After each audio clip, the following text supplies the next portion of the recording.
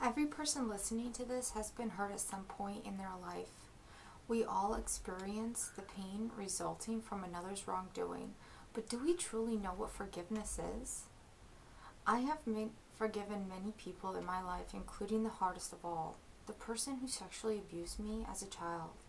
See, I was molested for 4 years by someone close to my family, and it has had a severe impact on my life for many years, and it has taken me nearly 25 years to truly forgive this person.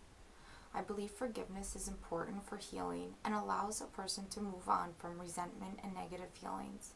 It provides a sense of freedom from the offender. I will discuss what forgiveness means, why it is important, and how to forgive somebody. So, what is forgiveness? Forgiveness is acceptance of the past and the ability to move forward. It does not mean that we have to forget what the other person has done to us. It means we are committed to starting fresh, leaving all memories of the mistreatment behind us. It also does not mean the person deserves to be forgiven or that we must forget.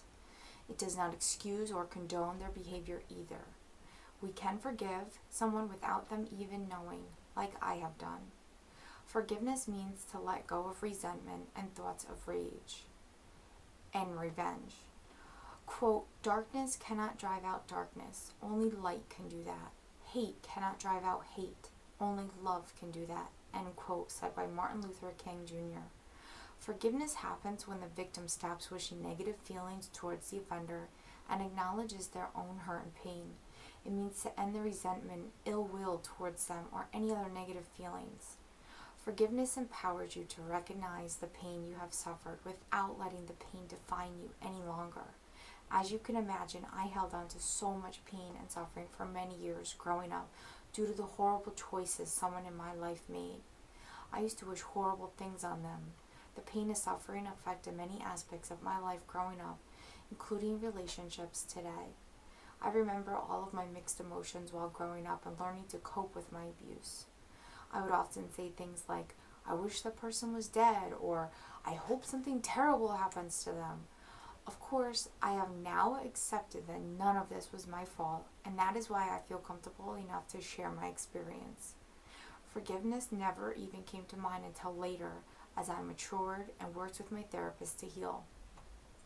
So why do I need to forgive? There are many benefits to forgiveness. It can even affect our overall health. According to an article posted on the Mayo Clinic website on November 4th, 2017, titled, Forgiveness, Letting Go of Grudges and Bitterness. Forgiveness can make way for improved health and peace of mind. Benefits of forgiveness include healthier relationships, improved mental health, less anxiety, stress, and hostility, lower blood pressure, fewer symptoms of depression, stronger immune system, improved heart health, and improved self-esteem.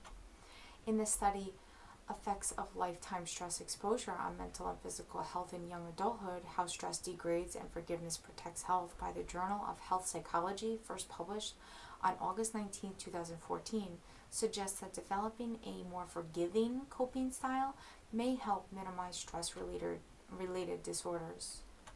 We also forgive others because we love ourselves. When you can truly forgive someone, you are freeing yourself from the pain and negativity. While researching quotes for this speech, I found one that resonated the most while thinking back to the time to forgiving my abuser. Quote, forgive others not because they deserve forgiveness, but because you deserve peace. End quote, said by Jonathan Lockwood Huell. Once I was able to come to terms with everything and forgive, I wanted to find inner peace. Forgiving them has provided just that. So how do I forgive? It starts with the decision to forgive. You have to want to, and it's not an overnight process. Allow yourself plenty of time to go through your emotions and be honest with yourself about your feelings. Stop being the victim. You will no longer define your life based on how you have been hurt. Oprah Winfrey, also a victim of childhood sexual abuse, said, quote, forgiveness is giving up the hope that the past could have been any different, end quote. Stop blaming others and start focusing on yourself. Let go of resentments and negativity. During a session with my therapist, she asked me to write a letter to my abuser. She thought I would write an angry letter and vent my emotions. The letter somehow turned into a letter of forgiveness. I wrote how I wish this never happened, and I pray they never repeated this on anyone else. But I also wrote how I wish them peace in life. I hope that they coped and came to terms with everything that happened in their life too. This person certainly doesn't deserve forgiveness, but I deserve to find peace.